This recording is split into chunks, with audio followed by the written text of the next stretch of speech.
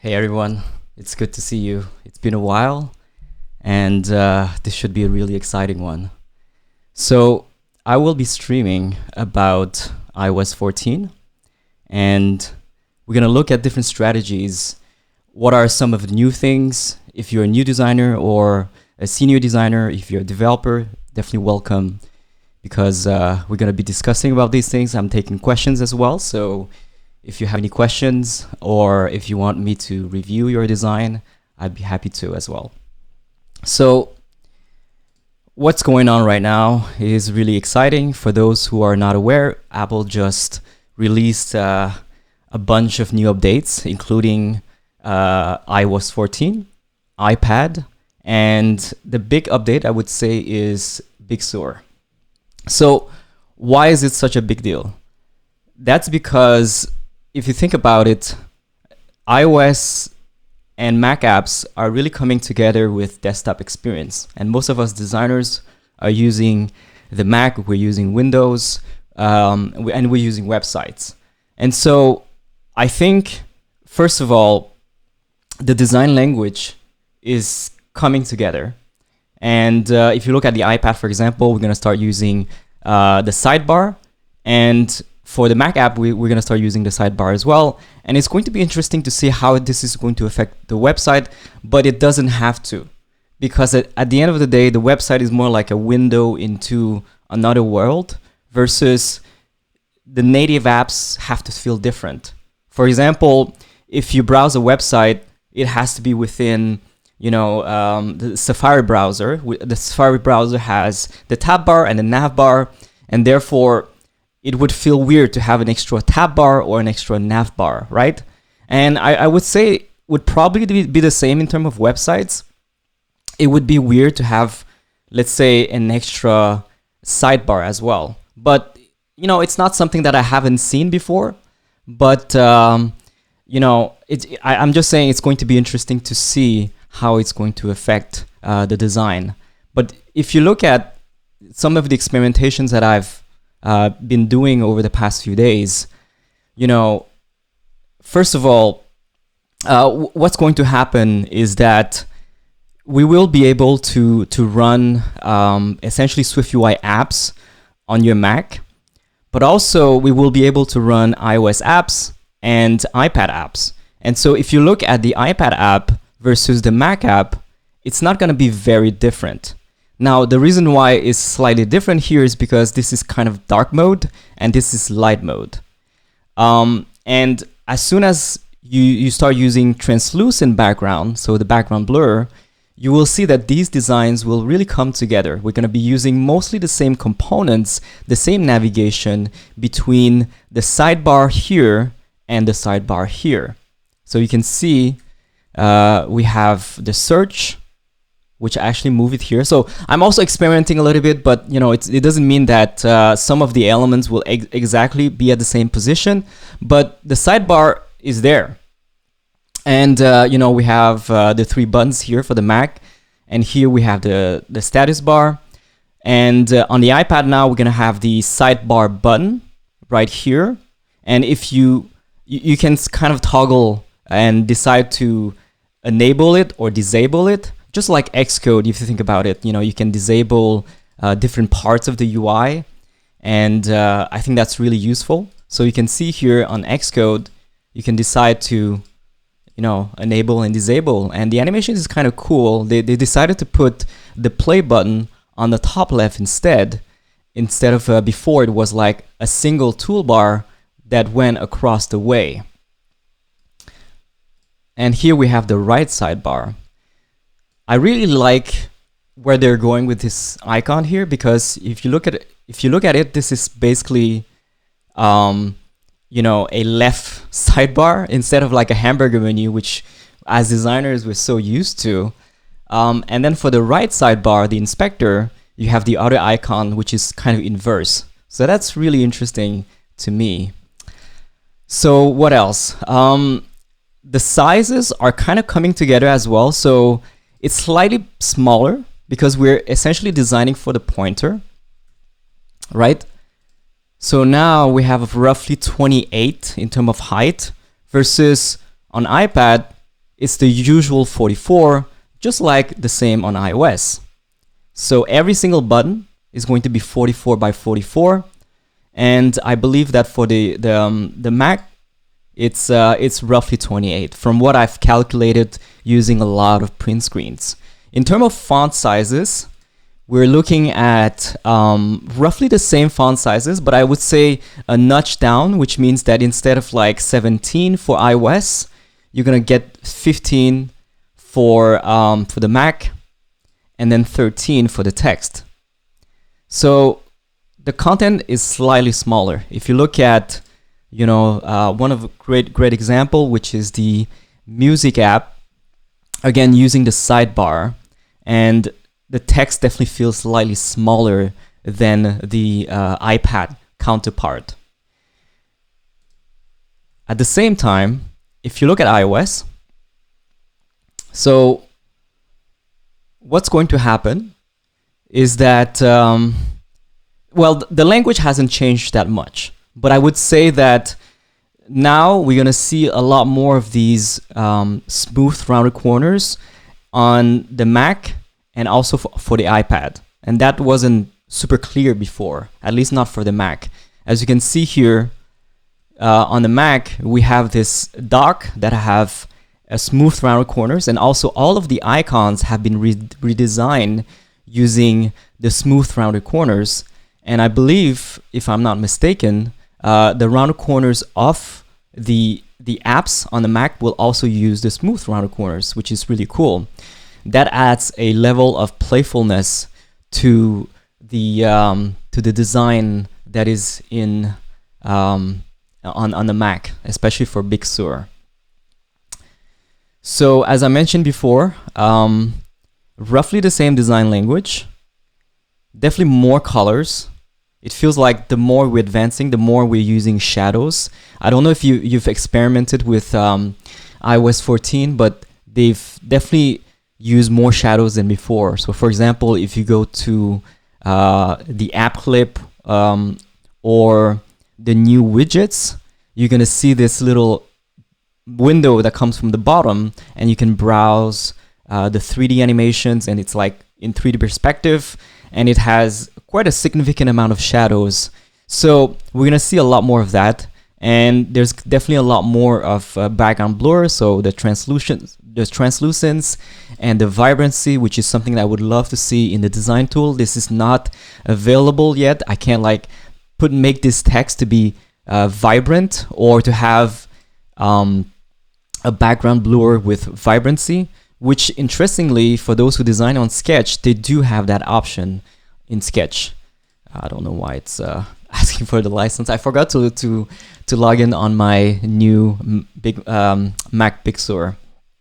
But Sketch does have like a level of, how do you say, a vibrancy when you're using background blur. This is something I would love to see on Figma.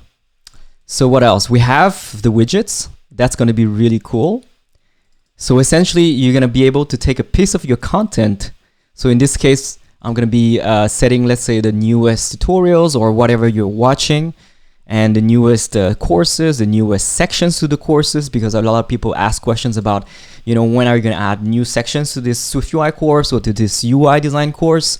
And so this is going to be a really good widget to have maybe on the second or third page of your, of your iOS, of your iPhone, essentially. So that's kind of cool. I've been using widgets a lot, and I find them quite useful for weather, for the news, super useful for the news. And I would love to see like currency stuff. Like the stocks apps is amazing, and I would love to see more like from Twitter in terms of like looking at maybe the top tweets of the day or something like that from your friends. It would be insanely useful for me. What else? The app clips. So app clips, super simple. It's going to be a really simple background with your action, if you will. Like this, I would say it's more for physical store. I don't know how well it works for digital content, because at the end of the day, you have to be physically somewhere to be able to scan, let's say, the QR code and or the Apple thing, which allows you to open the app clip right away, and you're going to be able to open the app. And I think the most interesting part, if you watch the video at WWDC, is that it's going to allow you to create like a piece of your app and publish it to the App Store. It's kind of like a mini app, if you will. So people are going to be able to open your app without downloading the full app. And that's really interesting. There can be a lot of, great things coming later on, I believe. But yeah, for digital content, I think it's going to be interesting. Like you can maybe scan for a course, you can scan for a video, or someone who's who has an account on some social media places can sort of put their profile and maybe allow their fans to scan and look at following them or something like that. I think it could be interesting. I'm not sure yet how it's going to be used, but definitely for physical stores, for ordering, for purchasing, it's going to be awesome as an experience. So in terms of design, let me just dial back a little bit, because I kind of jumped in. I got a bit too excited. Now, I just want to dial back a little bit. I think it's important to, as a new designer, what do you do? Like you want to design for iOS now, and you want to design for iPad. What do you do? Well, the first thing is to look at the Apple resources. You will definitely need the SF Pro fonts, the SF Compact fonts. This is for Apple Watch, and this is for iOS, iPadOS, and Mac. And also TV, which is something that I really want to do in the future. So you're going to need these fonts. SF Mono is for coding, because like it has similarly space fonts, characters, which is great for coding. And New York is more for traditional kind of reading space, such as newspaper and stuff like that. You're also going to need the new SF Symbols 2, which has a new beta, and this time it's going to have multi-color icons. So this is really cool. So let me just open it and let me show you. So this is the app, and you're going to be able to find whatever icon you want. They have about 1,500. And you're going to be able to change the line width, the stroke width of the icons between light, between ultra light, and most importantly, this fits really well with whatever text that you're writing on the same line. And so what is new here is that you can enable the multicolor icons, and you can see here it has multiple colors. So here it has a single color, which is red, but no, actually there's two colors, because it's red and white, versus this one is just whatever is, affected by the vector. So the vector itself is colored. Here, instead of that, it's kind of like two layers, if you will, where you have the red, and then you have the white, and then you have triple colors. So 1, 2, and then white, which is the third color. This is good for the selected state. And I believe I saw that somewhere. I haven't seen a lot of these examples used in the real world yet, but I believe that I've seen them somewhere in the preferences, for example. Let me just check. Yeah, so I'm not 100% sure, but I definitely think that if you go towards the selected state, you're going to be able to use the multicolored icons right here instead of a single colored icon, especially with the fill version, because for the stroke version, most likely it's going to be a single color. But for the fill version, you're going to have 2 or 3 colors, and that can be a good use case. So for the selected state, you're still going to have the grayscale, but for the selected state, it's going to be useful to have the multicolored version.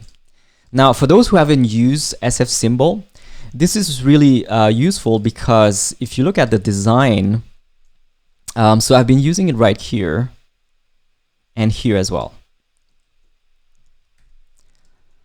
Now, this is a single piece of text, including the icon, right? And so when you change the size of the text, let's say to 30, it automatically aligns the text and the icon together. So as a designer, making these changes is effortless. Normally, as a designer, you would have to set the two elements apart. So the icon apart and this apart, which is what I did, I believe, in other places, such as here. So if I want to change the text to, let's say, 30, well, it doesn't really fit the size of the icon anymore if the icon was by itself. And on top of that, it's great for dynamic type. So it's dynamic type is really interesting because a lot of people on iPad and on iOS, they will set their font sizes to extra large. And if they do that, and if you use SF symbol, then it's going to look great. So it's just going to go like 20, and then it's going to go to 24, and the icon will remain great looking all the way through. And that is the goal, to make your design as accessible as possible and to adapt to any scenario as much as possible. So SF symbol, if you're a developer, if you're starting as a designer, this is what I would do the most. Okay? Now, I understand, the need to be more creative as designers, which, I myself, I'm very guilty of. Like a lot of these things, I have to say, screw the defaults. I want to do something more custom. So for example, this icon here, I was like, hey, why don't we have like a little gradient going on and a drop shadow from the top left and the top and the bottom right with a bigger drop shadow. And I think it's, it gives a bit more personality. You shouldn't do that everywhere, but if you have the bandwidth and the experience and also the satisfaction at the end, you can definitely try and do that. Now, I haven't been catching up with the comments, so let me just look a little bit. It's a bit tough. I haven't done streaming in a while, but hopefully you enjoy this, because I have, I wasn't sure for a while if it's really, helpful to a lot of people, or should I be just focusing on creating new courses and preparing for new courses, which is something that I've been doing a lot recently. So yes, someone mentioned about the iOS human guidelines. They just updated to iOS 14.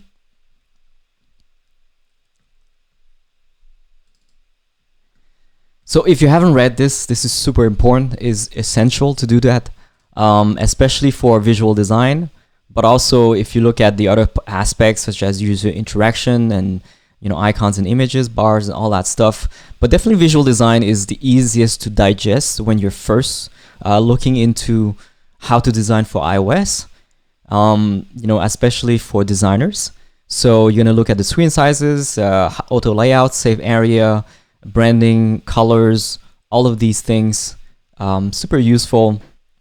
I also have a course for UI design, which is not complete yet, but we got to about 16 videos, and I definitely go very deep into the coloring and how to apply it and how to design with me on those things. And I'm also preparing a new course for UI design for iOS and for the Mac and for the iPad. It's also going to be interesting to see what's going to come for Android. And I would look forward to also creating a UI design course for Android. But on top of that, I will also be doing a SwiftUI course. And in fact, this is why I decided to create this design, is because I wanted to teach different things about SwiftUI. And, at the same time that I'm designing for a new app for Design Plus Code, I also want to teach as I design, but also I want to design based on what I want to teach, which is really interesting It really sets my mind in a very different way than I usually design. It's like, okay, well, I have to make sure that I'm designing this in a way that I'm fully using the new tools, the new capabilities of iOS 14. So for example, I had to force myself to say, hey, how would I use the grid layout, right? So I had to design this layout right here and this one as well. And then I also had to design this one as well for the iPad. So that's kind of like how I thought about the design, is not just for the app itself, but also how I would teach it. And how I would teach it in a specific order, right? And that's also another challenge of mine, is like, it's the ordering of the way you teach is so important. You can't just, bring your students and they're like, hey, you're going straight away to the hardcore grid layout right away, and they haven't really learned about text, they haven't learned about SF symbols or the more basic stuff, or the more complex Swift code. You can't just make them jump into it first. You have to have a specific order, and also you have to captivate them, right? As a teacher, it's very important to captivate your students. Like, what are they thinking? What are they excited about? And make sure that at every corner, they have to be interested in what you're doing. And that's really a big challenge, because you can't just give 1 hour of speech about iOS stuff and it's very general. They're going to fall asleep and then they're not going to complete the course. So I've been teaching for about 6 and 7 years, and definitely this is a big challenge of mine, is how do you not make your student asleep? And also, most importantly, how do you entice them to finish the course and wanting more at the end of the course, right? So that the course is successful when people ask questions, when is the next video? And you see them build something, you see them getting obsessed with iOS design or SwiftUI, and you see them really build their own apps and then share it on Twitter. And that's how you know that I think you're doing a pretty good job at teaching. And so that's kind of like what I'm trying to do here. And it's definitely a fine line to walk on. So, okay, one person's asking, how many sections are there for UI design for developers as your plan? Now, I was planning to have 20 sections for UI design, but as usual, when I execute on the course, I end up giving far more details and also far more execution as well, because, at the end of the day, I want people to also execute all of the designs that I did for the course, right? So all of the screens, all of that stuff. But the first 10 sections is where I prepare them to kind of get into a system to design efficiently. And in the end, I believe that the course will probably have 30 sections instead of 20. And I'm thinking that 30 should be the maximum. I could have done part 2, but the part 2 for me is going to be design for iOS and design for Android and potentially design for iPad and Mac as well. So because of the new announcements of WWDC, I think there is going to be a big need for learning iPad, and especially because the execution of creating an iPad, in terms of the tools that we're given for adaptive layout, for design language, for all of these reasons, then it's going to be super easy for developers to create iPad apps, desktop apps.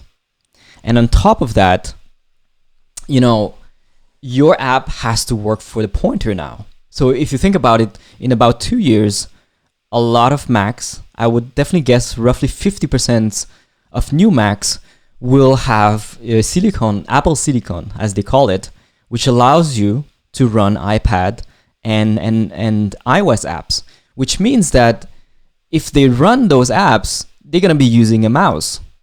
And if they use a mouse, then you have to design for the pointer. And for those who have not watched the video, there's a really, really good video on designing for iPad and also designing for the pointer. So this is a really good video called Design for iPad. It's going to show you kind of like talking about the sidebar and all of these different patterns, but also it's going, there's another video called Design for Pointer, and it tells you like how they think about the pointer, why you should support it. And they don't want to say it directly, but yes, the reason why you have to design for the pointer is because iOS and iPad apps will work on the Mac as well. So yeah, the UI design courses will be huge. I anticipate that within the next 3 months, we will have at least 60 to 80 videos. And so 30 videos for UI design in general. So it's going to be this is the first video. The first UI design course is platform agnostic. And you know, for those who have taken it, you know, I try to explain without necessarily you know, focus on a specific platform. I try to explain from a bird's eye view on how you can reuse your design, how you can design efficiently so that you can adapt easily to each platform, you know, for desktop, for iPad, and then for mobile. And then I go also deep into material design, iOS design, you know, how you can anticipate some of the changes that you will be making, which is why, you know, if you look at this design here, this is for the web, and then this is for the mobile web, but this is for iOS. But at the end of the day, there's a lot of similarities between each of them as well. So some of these components, such as the logos, the cards, you know, the content. Now, I went a little bit further because I wanted to really design for the platform. And I think a lot of designers, if they can afford it, should definitely do that. But if not, you can definitely be more on the other side of the spectrum, which is to reuse a lot of the design language from the web, which I don't fully recommend. But at the same time, you know your capacity, right? Some of you are more from the web, some of you are more from iOS, and it's unavoidable for you to say, hey, how do I take a design or take a piece of code and make it work for another platform? And I think that's kind of like a journey into maturity. When you become more mature and when you have more resources in the long run, you're going to end up designing more for the platform like this versus just adapting your website for web. And this is what you see a lot currently on the mobile web. Websites that look like this, it's really good. Like, I'm not saying it's bad. If you look at the apple.com websites, the landing pages, they're still very good. You know, you can go to Safari and you can browse and you can watch. It's very similar to the Apple Store app, by the way. But what you're going to notice in terms of differences is, one, it doesn't have the tab bar. It doesn't have the nav bar, which allows you to have a fully different experience in terms of navigation. And second, the animations are far more push on iOS than it is for mobile web, right? Like, I did not design these cards to transition into this screen, okay? Like, forget it. I won't be able to code this. Or it would take me a surreal amount of time to code this in React and CSS. And I would rather spend that effort doing a mobile, an iOS app or an iPad app instead. Okay? But doing this and transitioning from this card to this full screen using SwiftUI takes 5 minutes. It's insane. Okay, like, the tools that you have from SwiftUI is just far beyond anything you're gonna ever find in React and React Native. Now, I'm not saying it's impossible. I'm just saying that, just like Photoshop, if you want to do something advanced, you're gonna need a ton of experience. It's not something someone with barely any experience like myself, because SwiftUI is still fairly new, right? Like, SwiftUI just launched last year, and within about 3 weeks, I was able to do a full-fledged animated app just like that. And that's just to show you the power of all of the animation tools and all of these things. And so that is the difference. And when you have this new mindset about what can you do with the technology, right? what can you do with the animations? The new match geometry effect, which allows you to have a completely different view and basically tag elements to transition. It's mind-blowing. You should definitely watch the videos around this. What's new in SwiftUI? I'll try to do a SwiftUI live stream tomorrow to talk about this if I have time, but you know, if people are interested. But it's mind-blowing what you can do with SwiftUI nowadays. I believe it's safe to say that Apple is going all in on SwiftUI because it's able to build apps across all of the platforms that we designers are designing for. So desktop, iPad, you know, and iPhone. And on top of that, it can build for tvOS, you know, Apple Watch. So those are the 5 platforms. The only thing that remains is the web. But at the same time, not every app needs a website necessarily.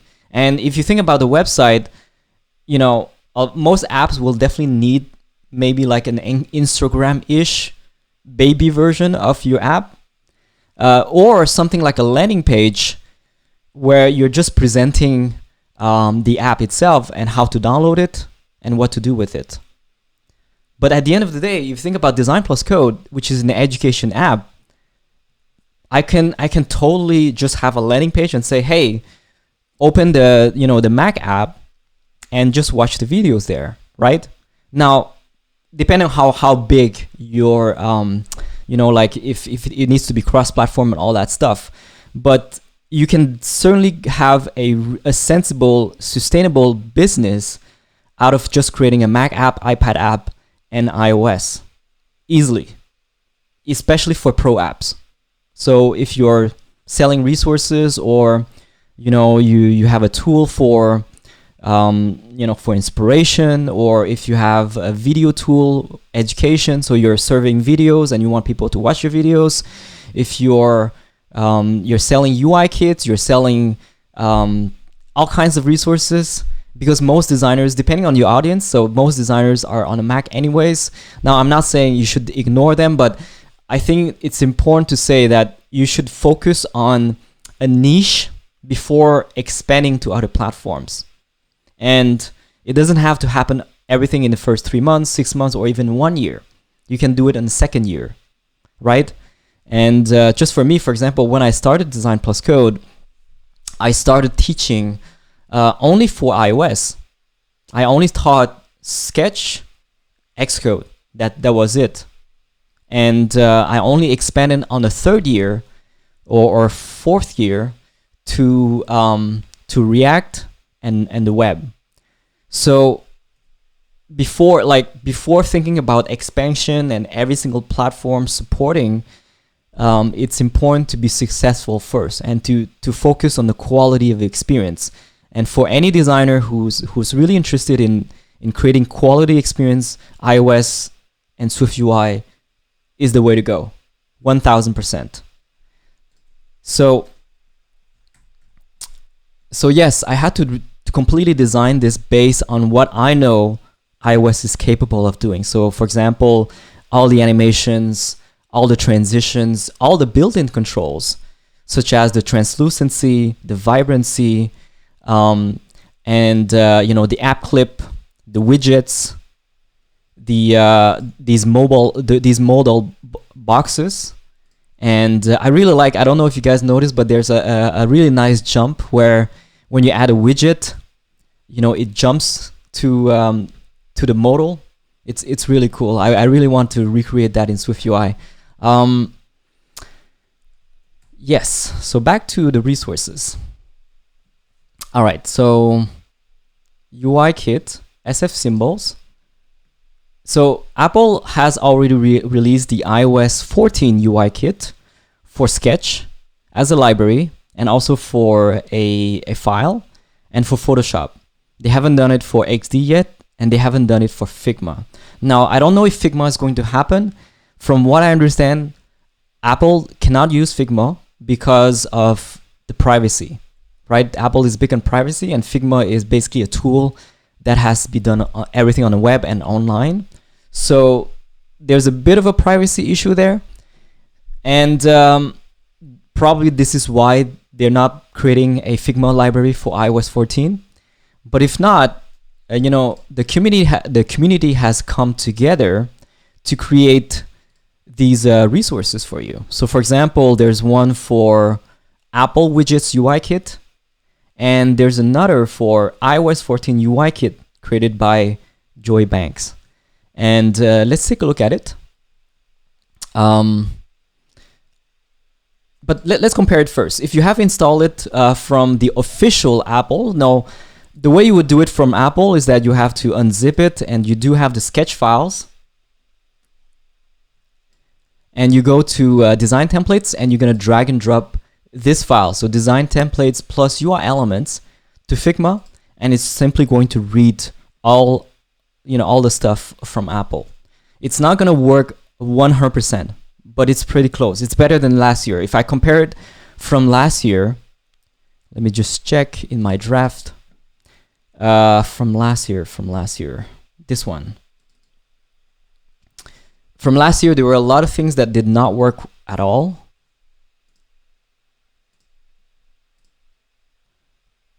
I think it's pretty good, but it has more stuff, definitely.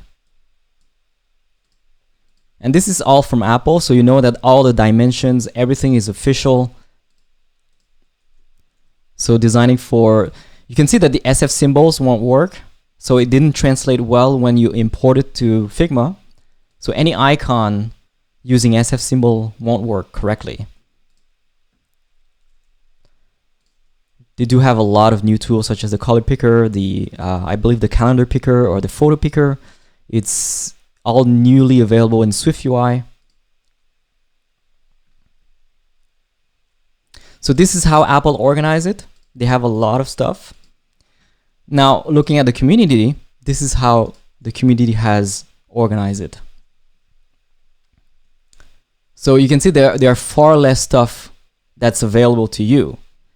Hopefully, they're gonna create a lot more stuff, but this is a good beginning, right? You can see some screens, some UI elements, such as the keyboard, the status bar, and I believe they all work with auto layout. So that's really important, because the one that is provided by Apple, again, imported from Sketch, is not going to work with auto layout. Now, I don't know why. Okay, never mind. This is the notch. That's why it looked weird. So the status bar with the notch. And yes, they have been using auto layout. Let me check.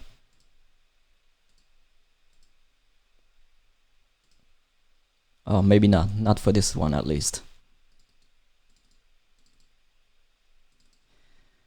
For anyone who's designing, auto layout is the way to go, by the way, in Figma. Like, you can make your layouts so easy to organize later on.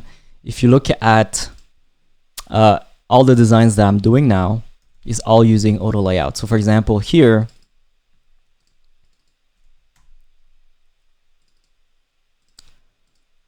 I have something in the way. Okay, a rectangle. Yeah, so this is using auto layout. You can see the lines and the spacing. So I can change like the spacing. And I can also like select this and reorder it. Same thing for the lines. I can use my keyboard shortcut. The icon, I can put it to the left, to the right. For those who have taken my course, this is why I'm using auto layout, is to show you how easy it is to set up auto layout and after that transform your design so that you can say, hey, what if I put the icon on the left side instead? So all I need to do is just this, right? Instead of doing it from scratch all the time, now I have the proper spacing. I didn't have to distance and measure and all of that stuff. So auto layout is really important for adapting your design. But most importantly, as a coder, auto layout is great for wrapping your mind around a mentality of how to implement it. And so you can also explain to your developer and say, hey, the way that I organize auto layout, you can code it exactly the same way with exactly the same names, the same structure, the same spacing, and it's going to work 100%. And in fact, if you have a proper process in place, then you will have more confidence that your design will be implemented at pixel perfection level. And that's the dream for every designer, is to be able to say and to trust that the developer is going to be able to implement it, and you won't have to complain about the padding, about the spacing, and all of that stuff. Which is why the designer's job is to use auto layout, and the developer's job is to understand auto layout and stacks. So the two can work together seamlessly.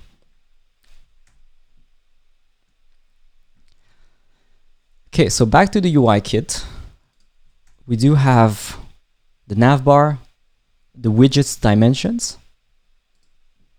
Again, fairly, I would say very limited at the moment, but pretty useful.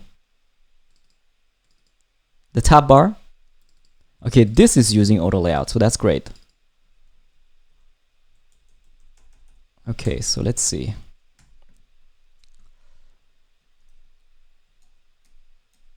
It's using auto layout, but okay, maybe not. Actually, this is not using auto layout. It's just similarly space. I would definitely use auto layout here. The menus, the bottom navigation for dark mode and light mode, which is really cool.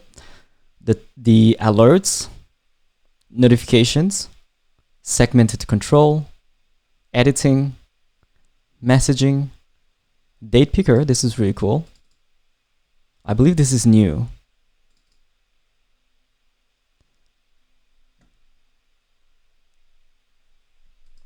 So this is what the community has done so far. I would love to see far more than this, but it's still definitely very, very helpful. What I've been using personally is the one from Apple, because they have a lot more elements, such as the color picker. They also have like the calendar. Again, it's not perfect, but you know, you're gonna be able to adjust them as needed. So the contextual menu, all the icons, well, not all the icons, but some of them. And I believe that they are merged. They are not vectors. Now, the reason why I'm kind of like being critical here is because personally I have worked on UI kits in the past. So iOS 11 UI kit, so that's a while ago, before Apple was creating their own UI kits. Me and Pizza were creating UI kits ourselves, and it's very, very comprehensive. UI kits back then were far more comprehensive than a lot of UI kits that we see, because Apple has started using it, and also the resources spent on creating these UI kits is insane. So yeah, sorry about this. I don't have time to sign up. But this is the kind of level of details that, you know, it takes a lot of time to create, and especially if you're gonna make it work with components and as a library, which is what Apple has been doing for Sketch, and only for Sketch, unfortunately. I would love to see that happen in Figma as well. Now, yes, I would love to do a UI kit, but the thing is, it takes a ton of resources to create UI kits. And yeah, you know, like, I think it's a great idea to do it from the community. So I would definitely suggest to have like, you know, 10, 20 designers coming together and creating these UI kits together, because it's a volunteer-based effort, right? It's not, no one is getting paid doing this. And it's also unethical to sell these UI kits, because like, you're essentially just recreating work from Apple, right? So yeah, you know, like, it's something that I would love to see the community coming together and really doing it. So I'm gonna take a look at some of the questions. you do have some React Native courses. Do you know if there's a way to use SF symbol in React Native projects? First of all, you cannot use React SF symbols for any other platform than the Apple platforms, and it's not like Apple, the legal team is going to come after you, but definitely it's unethical to do it, and you shouldn't do it, and it's not going to work 100%. It's not meant for it. So I don't recommend using SF symbols unless you're going to React Native, and React Native has the support for SF symbols specifically. Or you use React Native and you use SF symbol and you transform it to outlines. So for those who are not aware of this technique, you can take any icon, such as this one, and you can right-click it, and you can outline stroke it, which means that the whole thing is now in vector. And so when you go into a vector mode, like this, you can delete the text, and now this can be exported as an SVG, which means that you can use it as an SVG resource for your iOS app in React Native. So that's an angle that you can use it. Now, in terms of SF symbol support in the code directly, like SwiftUI, that is another story. I'm not aware of React Native supporting SF symbols. For those who are not familiar with this, again, maybe I can do a quick demo here if the preview is not going to take a lot of time. But you can do image system name and then use the name of the SF symbol. So for example, you're going to go to SF symbol and you're going to be able to copy the name. You only need the name here to put into the code, and it's all available without having you needing to do anything, right? So you can see SF symbol is right there. I didn't have to import anything into my assets to export as an SVG, and so it just works. That's fantastic, which is why, and on top of that, I'm able to use the SF symbol multicolored. I haven't done this I have done it successfully, sorry. Let me just do it for you. So, no, not this one. Copy name is Command-Shift-C. Paste, okay. And then you're gonna have to set system template. Was it template? What was the name? Maybe someone can help me. There was a name, original color.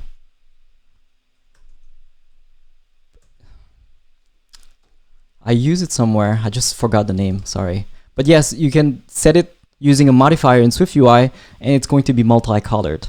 Maybe someone can mention it in the comments, but it's just a simple modifier, and it's going to enable the multicolored original colors.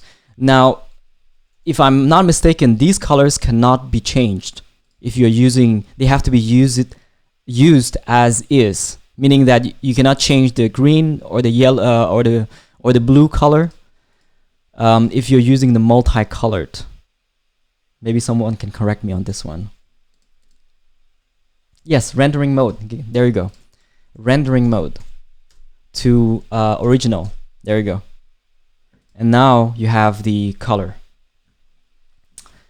So this is how you do it, and it's super easy to do it in SwiftUI. And again, this works on all platforms, including iPad and Mac OS. So that's fantastic.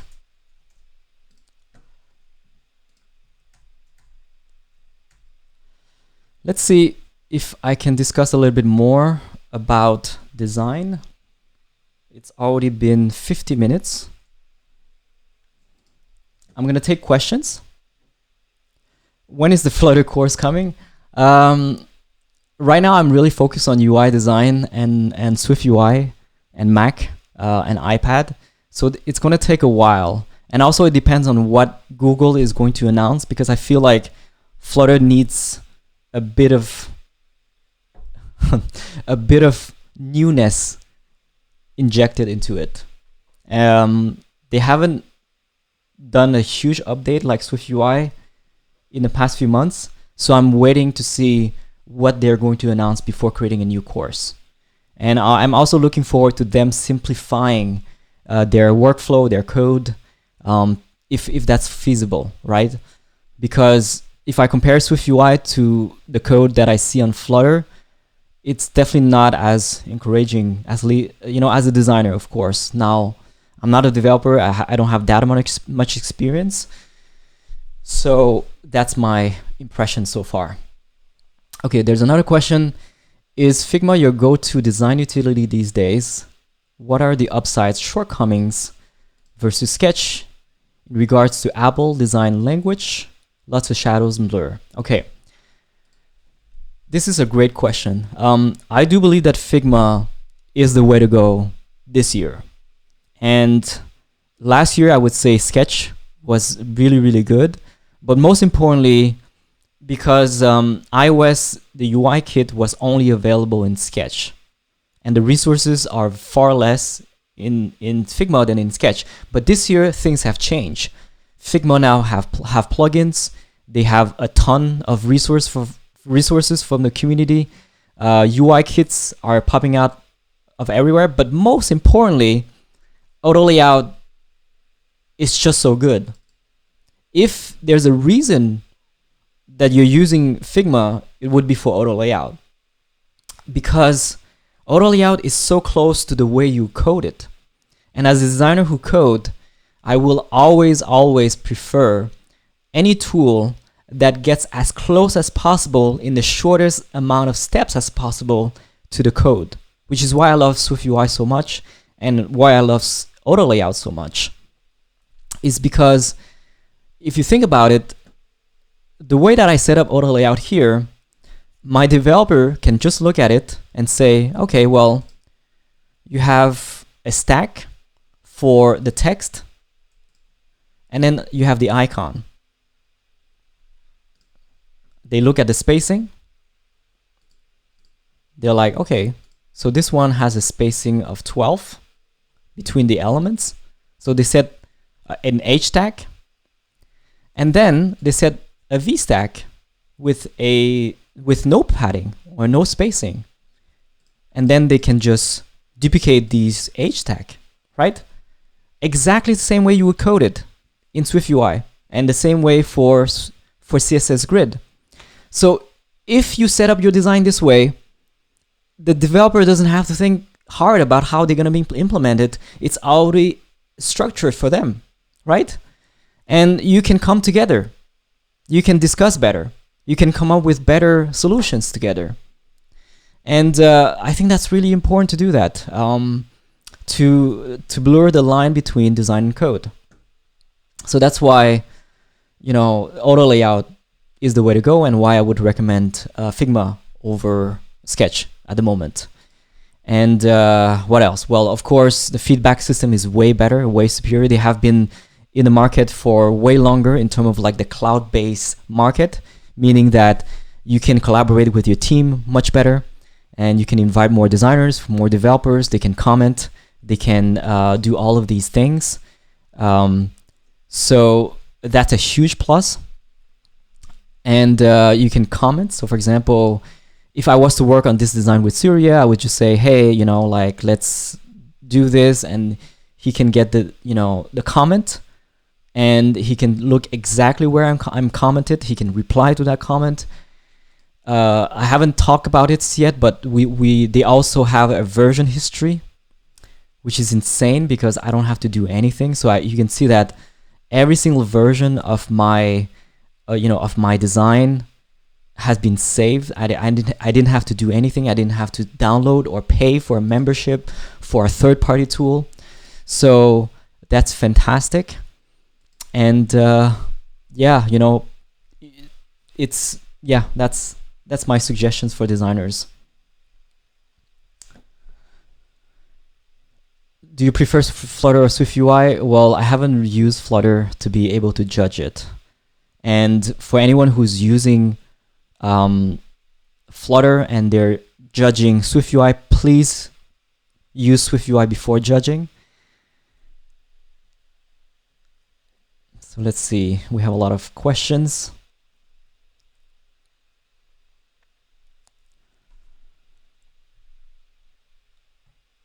Okay, so with SwiftUI, how do you best account for different font sizes when coding your UI? All right, font sizes. That's a great question.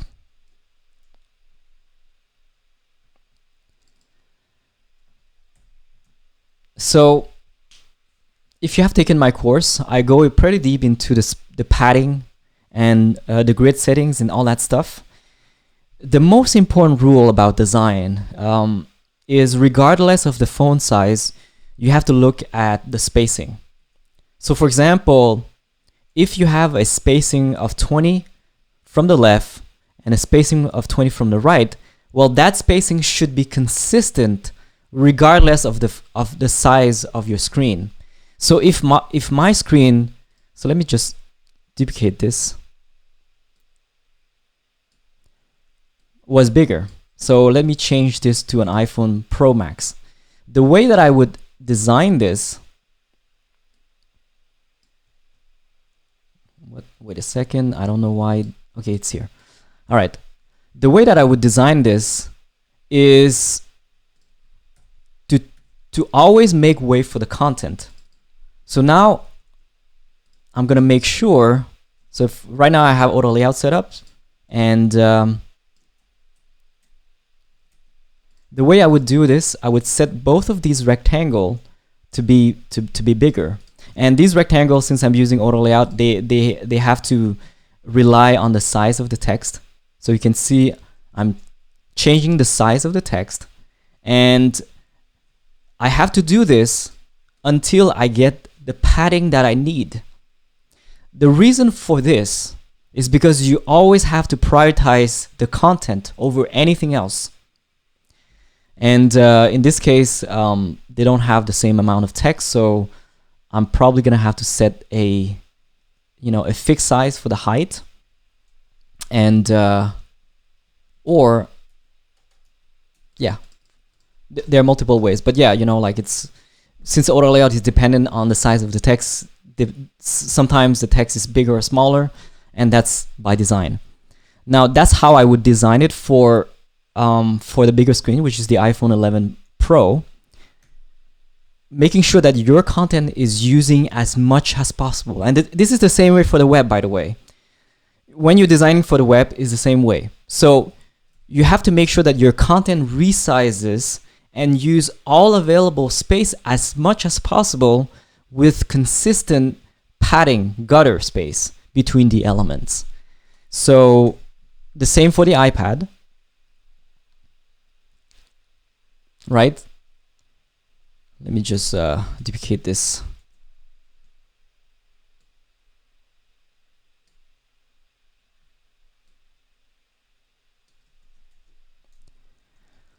If I was to have a bigger screen, let's see, iPad 12.9 in landscape,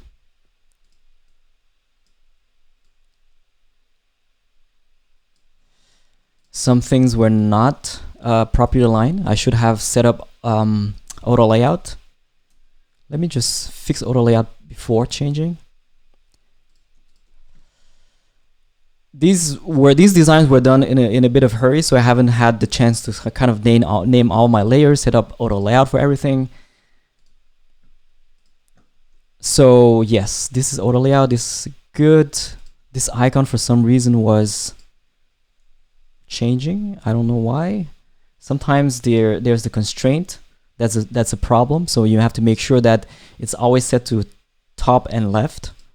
And so if you do this, I think it should be good. Now I'm going to change the frame to 12.9. Okay, so you can see that some of these layers have bad constraint setting to scale.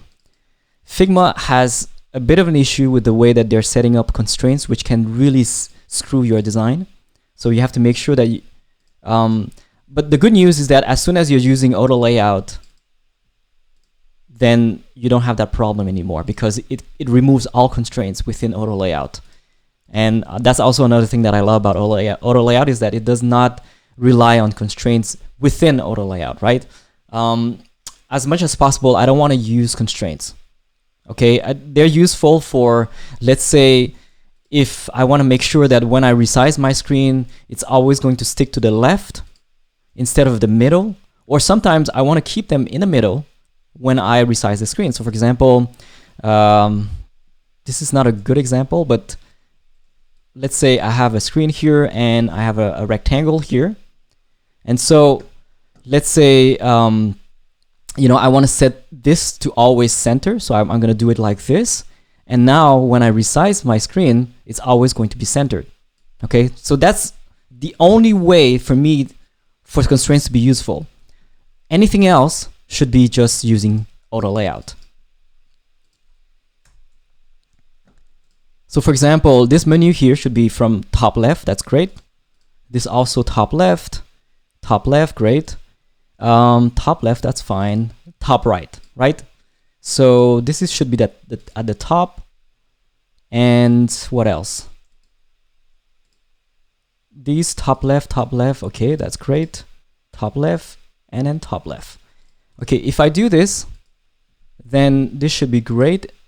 I'm gonna set it to 12.9 landscape mode, and you can see it's all perfect. This, as well as the status bar, managed to resize perfectly, and the alignment set up perfectly. Now you can see that thanks to the bigger size of my screen, I'm able to have way more content. One thing I would say, don't try to resize the text of the text size or the button size.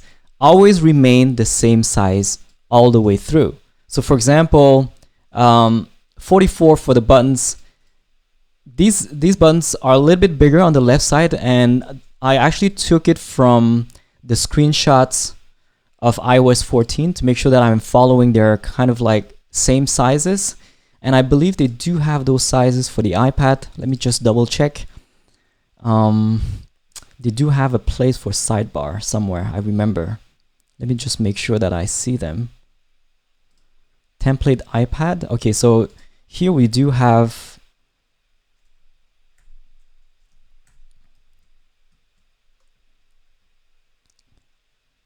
okay, so this is for popover, multitasking, system, Apple Pay.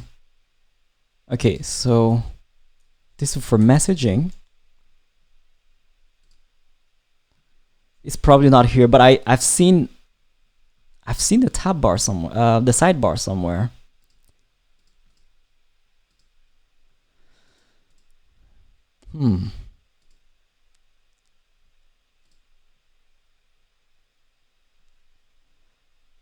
Templates iPad.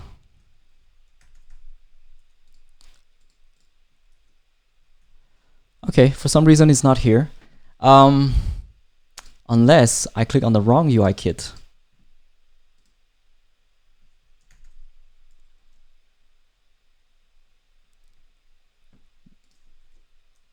There you go. I click on the wrong UI kit. So that was the iOS 13 one. This is the iOS 14. So if you look at the size here, is actually 44. So I did make a mistake. Okay, so the size of the elements is 44. Now, the other thing to understand is that my thinking was you have to design for the pointer, and the pointer needs to have some padding when you have mouse over interactivity. So when you mouse over, you need to be able to see a selection mode, especially with a left tab bar. You're gonna have a screen set up by default, and you're gonna need to be able to see the selection, right? And also you need to make sure that you're designing without padding. So this is one of the recommendation of designing for the pointer, is that you should not have spacing between the elements, because you want to make sure that when you mouse over, you switch between the elements seamlessly instead of going in between the element and not have anything to click on.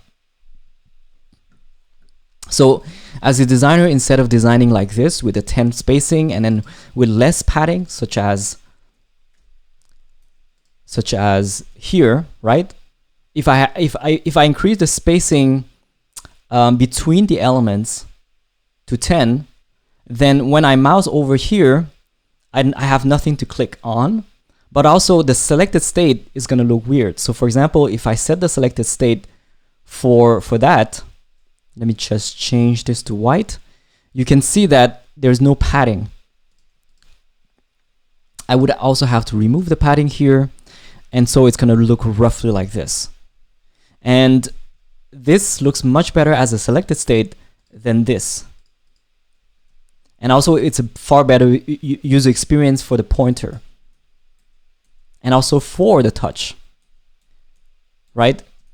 Because when you're thinking about touch, you want to make sure that the finger lands on any of these buttons instead of landing in the middle of these buttons and not doing anything. So that's why if you're designing these menus, you're going to set the spacing to 0, and you're going to want to set the padding to make up for that. And so then you get the selected state like this. Does that make sense? So that's how I would do it. Now back to adapting for the bigger screen. Yeah, same size. This sidebar is 320. And in terms of the content, I have a few options here.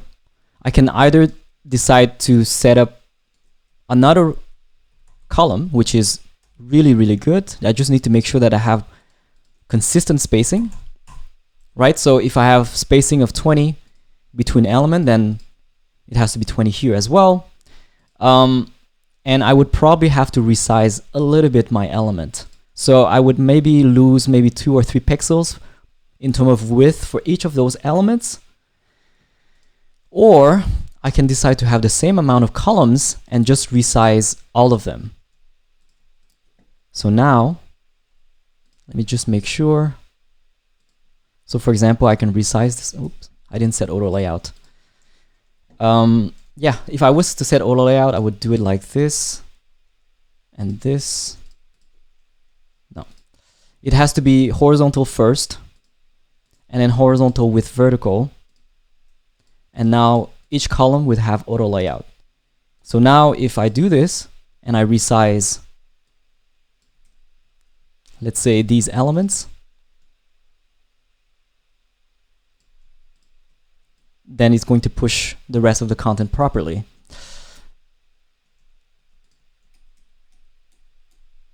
So that's how I would do it. I would either resize the content to be slightly smaller and fit another column, or I would make these bigger, all of them bigger, and then get to my padding, which is about 34 from the left. I'm just going back right now. Is this useful? And then we're going to add more columns, or we can just add the spacing, so more space for the text. So now I can just say, okay, all right, I have more space, therefore I can fit roughly until I get to my padding from the right. Like this. So now this would fit this layout.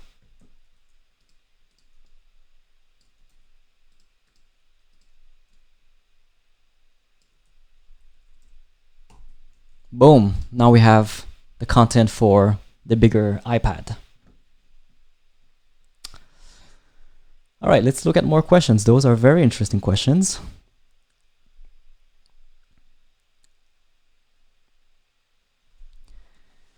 What are your starting artboard size for the iPhone, iPad, and Mac? This is a great question. For the iPhone, I start with whatever phone that I'm using. So for me, a safe bet is the iPhone 11 Pro. And you know, it's also easier to design for smaller screens than larger screens. And with auto layout and SwiftUI, I wouldn't worry too much about what what artboard size you're starting with, but more about the experience that you're looking for, and then the consistency in terms of the padding, which is what I've just shown. So what else? On the iPad, I would definitely start with a smaller screen. Again, smaller screen equal easier to manage, as long as the philosophy remains, right? Like the most important thing is to understand, okay, the iPad, the UI pattern, the sidebar on the left, roughly these sizes for the icons, the buttons, and all that stuff. That's all you need to know. And then from that philosophy, I would go for the smaller screen because it's just easier to manage and to duplicate for more. And you can see here, it's super easy for me to change and to manipulate these screens. And it's also a good middle ground between the iPhone SE, the old iPhone SE, or the iPad in slide over mode, right? For the Mac, I go with the resolution just like the web. I like to make sure that my content always fit within a resolution of 1024, which is the size of an iPad. Again, super useful as a resolution as well. And 1024 by 768 is a resolution that is very common on the old iPad as well. So if you think about the older iPads, this is their resolution, and it's also perfect for designing for a website and for desktop. For the website, what you're going to notice here is that I have these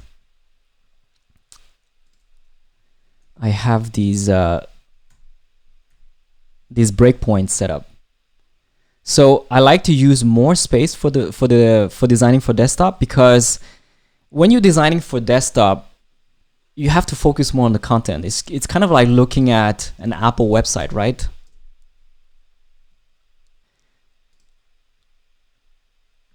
Most websites, they focus on presenting a product, okay?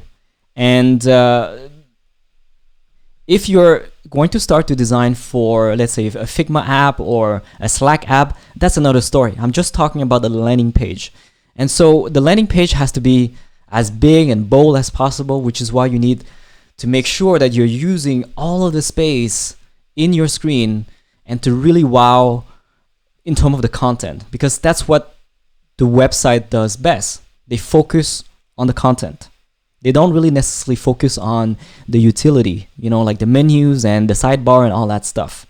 The navigation, it's rare that you're gonna go to a website because you enjoy navigating. It's more probable that you're gonna go to a website, you land on an article, you land on a landing page, and you just consume the content, which is why it has to be big and bold and really, really fun. When you talk about your utility app or an iPad app or an iPhone app, it's more focused on the utility, the navigation, and sort of like getting to where you want to go. And you have much less space to work with. It's made for touch, so this is also really, really important to know. And the same for the Mac app. So when you're designing for the Mac app, you're focusing a lot on navigating as quickly as possible to the content. And then if you want to consume it, you can just watch the video and go to full screen or detach it from the Mac app. And that's essentially the goal. So yeah, so that's the difference. But at the end of the day, they both share the resolution of 1024, which is why I always go with that with that window size. So 1024. And then for the website, I start with a desktop resolution. So if you go to Artboard, there's a desktop resolution of 1440 by 1024. And from that resolution, I set up breakpoints. So breakpoints, and this is to ensure that the main content is always going to fit within a 1024 resolution. And what I mean by the main content is like the titles or the navigations and all that stuff.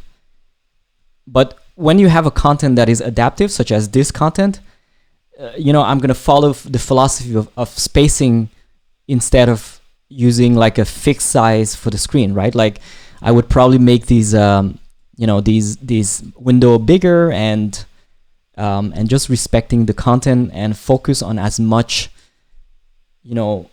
space as possible for my content. And that's the most important thing. People want to enjoy their content. All right, let's go to the... Did you go to any lab to WWDC? No, I don't. Unfortunately, I don't go to labs. I want to kind of reserve it for those who really need it. Personally, I don't learn. You know, I'm a person who likes to learn by myself. And, you know, I've always been self-taught since I was very, very young. So I love to learn at my own pace. And I love to kind of look directly into the UI kit or the Swift code, or I love to open projects rather than watch a video. And that's why also my courses are focused on those things. You know, like I don't like to kind of give you a dictionary and say, hey, read this, or this is how we're going to learn design, or this is how we're going to learn SwiftUI. I love to go directly into the execution. And so, you know, for me, that's the way I learn. Do you think it's a good strategy to design for smaller screens rather than bigger? I think I answered that question. I think smaller screens are more manageable as long as they follow the same philosophy, the same principle within that platform. So an iPad app has to be designed differently from an iPhone app, and within that philosophy, within those principles, you start with the small screens. That's more like in the middle, you know, not too small. I wouldn't go with the 320 of like the old iPhone SE, because it's very rare that people are going to use it. So the middle ground is the iPhone 11 Pro. For design and Swift, JavaScript, Vue, MacBook Air or Pro? Come on. We have to use the MacBook Pro. If you think about work, MacBook Pro. If you think about, if you think about design and code, MacBook Pro. If you think about video editing, MacBook Pro. If you think about email management, Slack, then MacBook Air, right? Like that's how I would think about it between these two devices. Yes, Figma does support importing sketch files.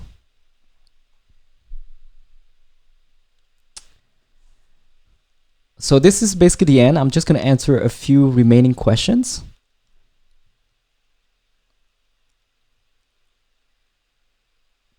Yes, my goal for the new iOS 14 course is to cover as many screen sizes as possible. And I want to cover maybe each platform per chapter. But at the same time, I want to make sure that people are interested, right? Like I don't want to create a Mac design course and then not a lot of people are interested in it. So I want to make sure that I proportionate the content based on the level of interest, but just giving enough information on each platform. But iOS, 100%, I'm going to go very, very deep because a lot of people are very, very interested in iOS.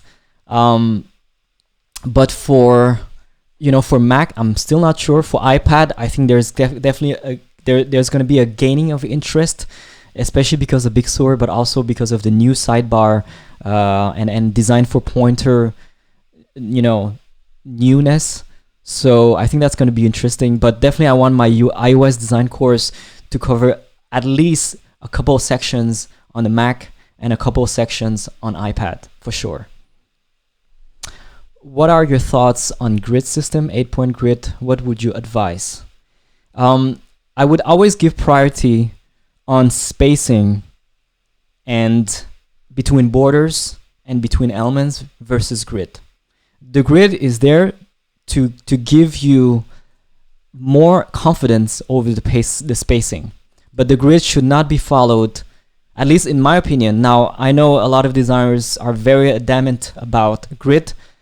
Personally, I don't use them because I believe that it's more important to have consistent spacing than to sit on a grid. Now, that being said, grid can be useful to make sure if you want to go on a pixel level that everything lands perfectly. All right, so let's see, I have this and I'm going to enable grid. So layout grid, and I'm going to set it to, let's say 8.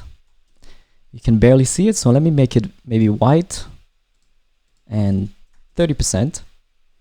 So grids are useful if you want to make sure that you're always setting enough spacing between elements, right?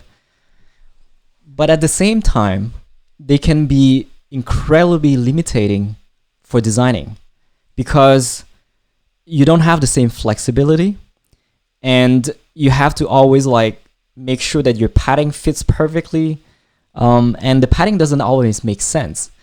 What I would rather use is to use numbers in increments of 4 or 8, right? So for example, I would rather use, let's say, a padding of 4 between the elements or a padding of 8 between the elements. So I would switch between these two numbers as much as possible.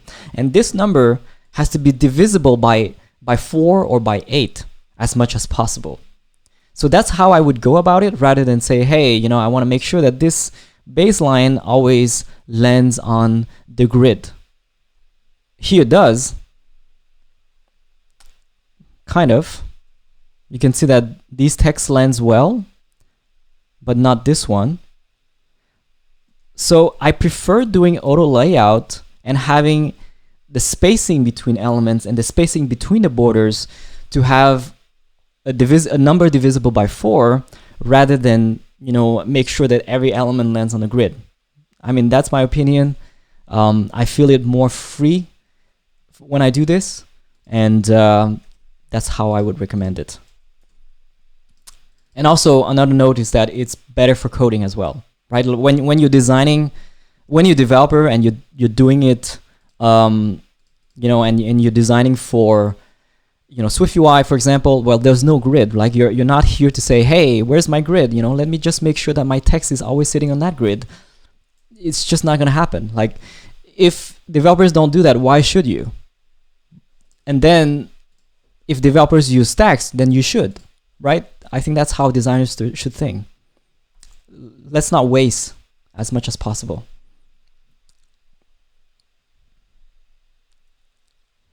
All right, so more questions. Framer or Principle or Prototype, which one is the best? Framer, definitely if you're a coder and if you're focusing on a web. Principle is the easiest to use of all of the prototyping tools, but it also limits more on the animations and less on the technologies. Prototype is in the middle between Framer and Principle, and it allows you to use more technologies, such as you know, the camera and the gyroscope and all that stuff. And also it allows you to use variables, it allows you to use components. So it's more advanced for sure. So that's how I would think about it. But I would say all of these three tools are pretty great. Now, if you're designing and prototyping for iOS, please use SwiftUI and Xcode because it's so good. I've seen a lot of designers. I know it sounds scary. I know a lot of designers are going to be like, I don't want to code. I don't want to, you know, use SwiftUI. I don't want to use Xcode. But please, like, give it a try. You know, like, it's so much simpler than you might think. A lot of these tools, especially the more advanced prototyping tools, are increasingly sophisticated and they're increasingly hard to use. And also the design tool itself prepares you already on how to use SwiftUI, right? If you think about auto layout, if you think about constraints, if you think about you know, text styles, components, all of these things are exactly the same in SwiftUI. So your mind is already prepared for SwiftUI when you're designing on Figma. So why would you waste that knowledge and not use it for SwiftUI? And so that's how I would, you know, I would approach this as a designer. Web framer, if you want to do code, of course. If you want to do code and you do iOS, I would do SwiftUI. If you don't want to do code, I would use Principle. If you want to just focus on the animations, and if you want to go more advanced and use variables and components, then use Prototype.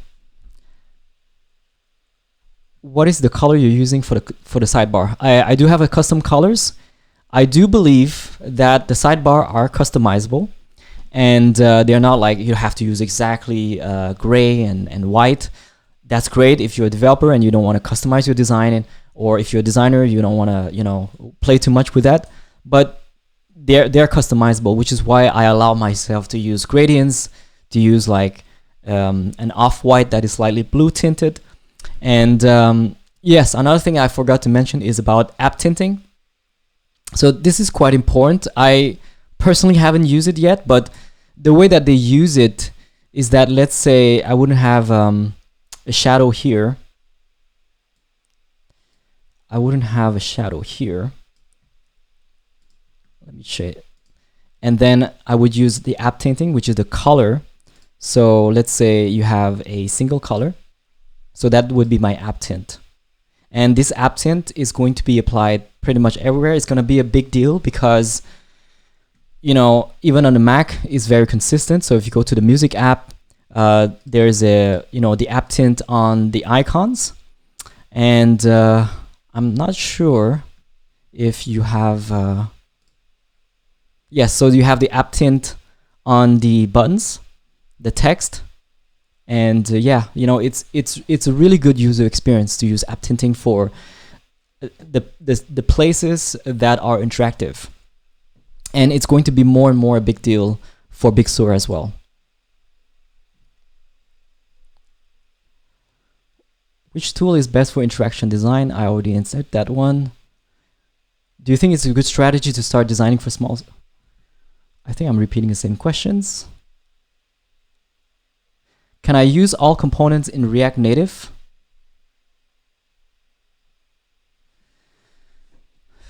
I'm not sure if I understand the questions, but you know, React Native can use components for sure, and SwiftUI as well. Will you make a course on product icon design on each platform? First of all, I would say that I'm not as great as I would love, you know, to be creating a course on icon design. I think a lot of great designers can do that, and it's definitely not my focus. But also, I'm spreading my, you know, my skills very thin right now by both designing and coding and creating so many designs for different platforms. So I think icon design is definitely not going to be one that I'm going to be creating anytime soon. We do have student discounts, and you know, if you have trouble, you know, just DM me. We might have a discount for this for WWDC as well. So I'm happy to look at a case by case.